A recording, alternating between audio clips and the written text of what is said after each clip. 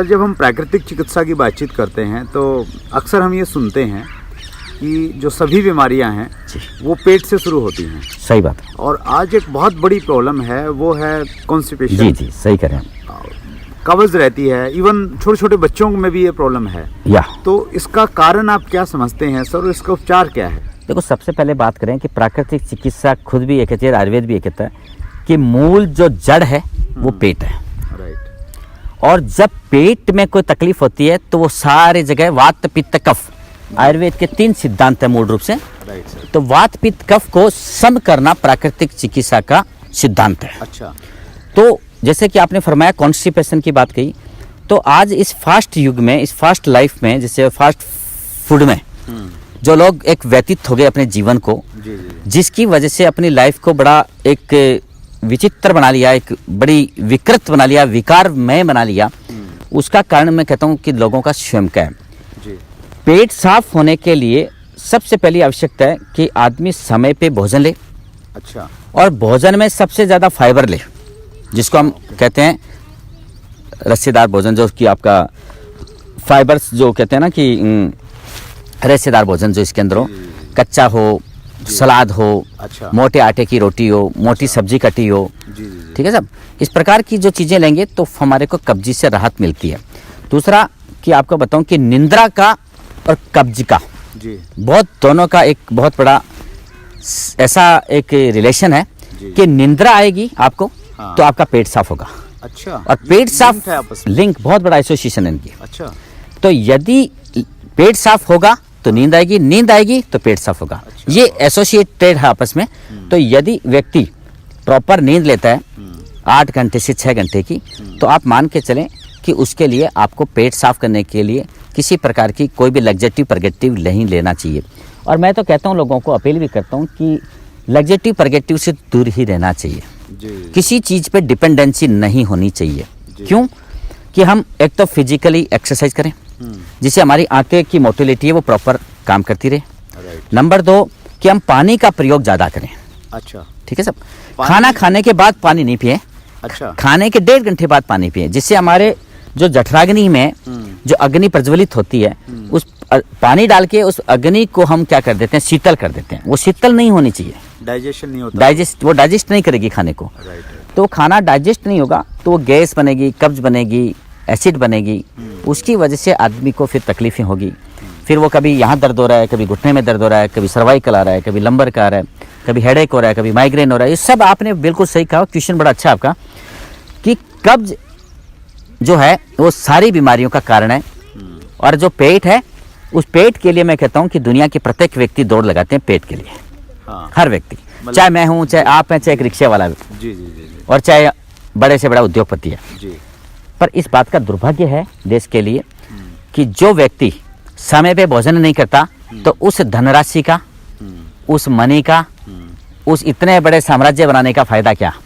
मैं कहता हूँ समय पे भोजन करना सबसे बड़ी आवश्यकता है, सबसे बड़ी अनिवार्यता है खुद के लिए। तो भोजन का एक समय निश्चित होना चाहिए। बिल्कुल निश्चित होना चाहिए।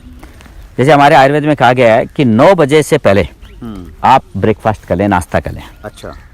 जलपान की जो बात करते हैं हम लोग, तो जलपान जो है आपका वो हमेशा 9 बजे से पहले पहले हो जाना चाहिए। जो लोग आपने अभी बताया कि फास्ट युग में लोग 11 बजे करते हैं, 12 बजे करते हैं। लंच की हम बात करते हैं तो लंच का जो समय है वो व्यक्ति का 2 बजे से पहले हो जाना चाहिए। वो क्यों हो जाना चाहिए 2 बजे पहले? कि हमारा जो सूर्य है, भगवान है जो सूर्य है, सूर्य के साथ में हमारा आहार का संबंध है। अच्छा। हाँ सब। उसमें क्या है कि हमारी जो जठराग्नि को प्रज्वलित तेज जो देता है, तेज वो देता है सूर्य। और हम लंच को ज्यादा कहते हैं कि हैवी करते हैं। तो लंच को पचाने के लिए 2 बजे से पहले, 12 बजे से लेके 2 बजे तक हमारा जो सूर्य है वो हमारे सिर के ऊपर पूरा पीक पे होता है। तेज जो उसका तेज होता है वो पूरा प्रभावशाली होता है। तो उसके लिए क्या है कि 2 बजे पहले लंच करने से आदमी का जो आहार है वो आराम से एसिमिलेट हो जाता है, पच जाता है। उसकी पचाने में आंतों को भी ज़्यादा ताकत नहीं लगानी पड़ती। और वो जो खाने का जो रस बनता है वो हमारी शरीर की ताकत है, वो हमारी शक्ति की ऊर्जा है। तो उस ऊर्जा से फिर हम काम कर सकते हैं, जो रूटीन के जो जीवन में काम होते हैं। तो उसके लिए आदमी को 2 बजे पहले लंच करने की मैं लोगों को सलाह देता हूँ। डिनर की बात आती है तो डिनर जैसे भगवान महावीर स्वामी जी ने कहा कि सूर्य अस्त से पहले कर लें। हाँ जी जी जी। पर अब तो आज जैन भाई भी हमारे सूर्य अस्त से पहले, बहुत कम लोग हैं जो सूर्य अस्त से पहले भोजन करते हैं, पर उनका कंसेप्ट यदि भगवान महावीर स्वामी जी का जीवन में अडॉप्ट कर ले हाँ। तो ये मैं दावे से कह सकता हूँ कि इस देश में 70% मेडिकल स्टोर और 70% मेडिकल फैसिलिटी बंद हो सकती है। क्या बात है, सिर्फ ये ऐसा करने से, केवल एक सिद्धांत से, केवल एक सिद्धांत से। सूर्यास्त से पहले रात भोजन को कर लें करें। और सूर्य को हम उठाएं। अच्छा अच्छा। सूर्य को, आज सूर्य हमें उठा रहा है, ये यूथ को सबसे बड़ा तकलीफ देने वाली बात है, बीमारी का कारण है। सूर्य हमें उठा रहा है, हम सूर्य को उठाएं, ब्रह्म मुहूर्त में उठें तो आप देखिए कि आपको इतना निजात मिल जाएगा। आज हर घर के अंदर मैं मानता हूं कि 18 से 25% बजट दवाइयों में जा रहा है। जी बिल्कुल सही है। वो एक मैं कहता हूं कि बहुत ही हमारे लिए एक दुखदाई बात है, वो नहीं होना चाहिए।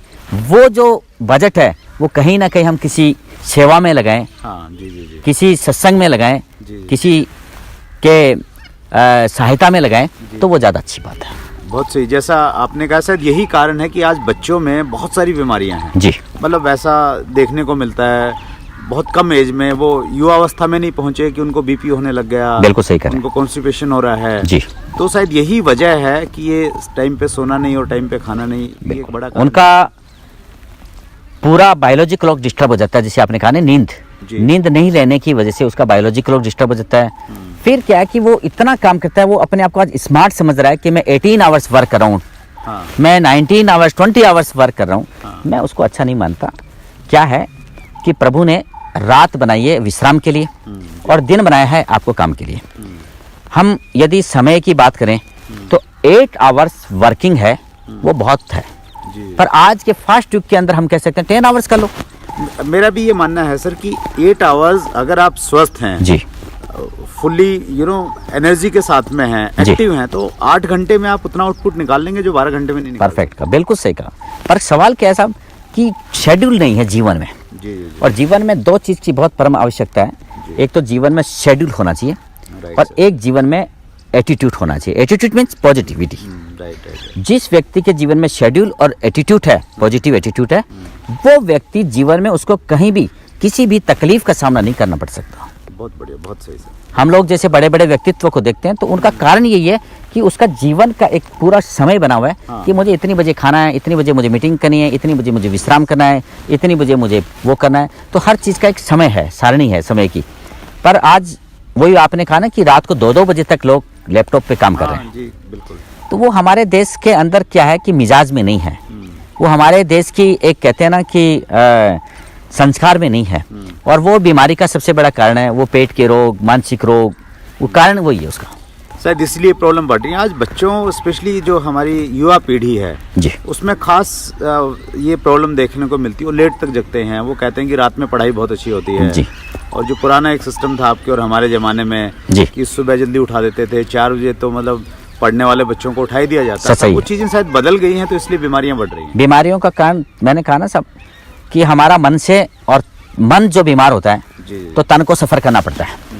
बीमार मन होता है, और जब आप मन को किसी भी प्रकार की रिलैक्सेशन नहीं देंगे, उसको देखो आज ये देखिए कि मेडिसिन पे आदमी बहुत तेज़ी से बढ़ रहा है, जी। पर मेडिटेशन नहीं है। मेडिटेशन नहीं। जी जी जैसे कि आज के युग में फ़ोन एक बहुत बड़ी प्रॉब्लम मानता हूँ। जी। फ़ोन है पर जुबान पे मौन नहीं है। जी जी जी। 2 आवर्स हर व्यक्ति को, हर व्यक्ति के जीवन में 2 घंटे ऐसे मिलते थे जिससे व्यक्ति को मौन रहने के बहाने थे। जैसे कि सुबह हम शौचालय जाएं, जैसे कि हम बाथरूम में नहाएं, स्नान करें, जी जी जैसे कि हम नहाने के बाद में पूजा पाठ करें, उसके बाद हम नाश्ता करें, जी जी। लंच लें, फिर हम शाम को पूजा करें, डिनर करें। तो ये एक ऐसा एक रूटीन था जिससे 2 घंटे अपने आप बनते हैं, जी जी। जिसकी वजह से आदमी मौन रहने का एक अपने आप आपके शेड्यूल में बन रहा था। पर आज दुर्भाग्य की बात यह है कि आपके पूजा घर में भी मोबाइल जा रहा है, हाँ हाँ। और आपके टॉयलेट में भी मोबाइल जा रहा है। जी जी। मेरे को इतना कष्ट है कि ये नहीं होना चाहिए। ये आज बच्चों को, यूथ को बीमारी का बहुत बड़ा कारण बन रहा है। जैसे पिछले दिनों में प्रधानमंत्री मोदी जी ने बच्चों को उद्बोधन दिया और उन्होंने कहा कि पबजी जो गेम है, हाँ वो पबजी आज बच्चों का दिमाग को चाट रहा है। हाँ, जी जी जी क्या है कि भगवान ने एनर्जी सब चीज़ की बनाई है। सर। आपको खाने की लिमिट्स बनाई है कि कौन सी चीज़ कितने समय तक खानी है, वो प्रभु ने लिख रखी है। कितना घी खाना है, कितनी मैदा खानी है, कितना नमक खाना है, कितनी चीनी खानी, परफेक्टली प्रभु ने सब कुछ चीज़ बना रखी है। जी जी वैसे ही हमारे दिमाग की जो एक चिप है, जिसको हम चिप कह सकते हैं, हाँ हाँ उस चिप की भी एक लिमिट्स है कि इस चिप का आप इतना उपयोग ले सकते हैं, इतना इसको काम में ले सकते हैं। तो बच्चे क्या कर रहे हैं कि बहुत शॉर्ट टाइम में उस चिप को पूरा फील कर देंगे। तो आने वाले टाइम में वो बच्चे अल्जाइमर से, डेमेंशिया से, डिप्रेशन से तो सफ़र कर रही हैं, इंसोम्निया से कर रहे हैं, एंजाइटी से कर रहे हैं। तो मैं कहता हूँ कि वो ओल्ड एज की जो प्रॉब्लम है, जो अमेरिका जैसे शहरों में देशों में आती थी, वो हमारे देश में आफ्टर 50 ईयर्स आने लग जाएगी। तो ये अभिशाप है। हमारे यूथ को स्वस्थ रखना बहुत ज़रूरी है, क्योंकि हमारा देश है वो यूथ का देश है। 70% मोदी जी भी कहते हैं कि हमारे देश में यूथ है, पर मैं ये कहता हूँ कि 70% में 70% बीमार है। हाँ जैसा कि आपने अभी मेरे को ये क्वेश्चन किया, कारण वो ये कि आहार और विहार और व्यवहार हाँ यूथ का बिल्कुल खत्म हो गया, खराब हो गया और अव्यवस्थित हो गया। जी तो उनको कहीं ना कहीं सहारा लेना पड़ेगा। योग का, ध्यान का, आहार का, विहार का जरूरी होगा। यदि नहीं लेंगे तो उससे क्या है कि बहुत तेज़ी से लाइफ स्टाइल डिसऑर्डर के शिकंजे में फंस जाएंगे। चलिए, ये बहुत अच्छा जो आपने जिस प्रकार से बताया है सर, मुझे लगता है कि जो हमारे युवा देख रहे हैं, जी, बहुत सारे युवा हमारे व्यूअर्स हैं, तो वो निश्चित रूप से इससे लाभान्वित होंगे। थैंक यू, बहुत शुक्रिया। Thank you so much. ये थे डॉक्टर धर्मेंद्र वशिष्ठ।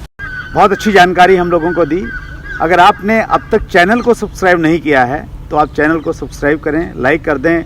कमेंट में जाके आप ज़रूर लिखें कि आप किन लोगों से मिलना चाहते हैं, ताकि अगले प्रोग्राम में हम उन लोगों के आपके बीच में लेके आएँ। और आपके जो क्वेश्चन हैं समय समय पे हम लोग पूछते हैं, वो भी आप कमेंट में जाके ज़रूर लिखिएगा, ताकि आपके क्वेश्चन आपके उन मेहमानों से जिनको आप बहुत पसंद करते हैं और उनसे सीखना चाहते हैं, उनसे मिलवा सकें। आप सबका बहुत बहुत धन्यवाद। Thank you very much. अपना ख्याल रखिएगा।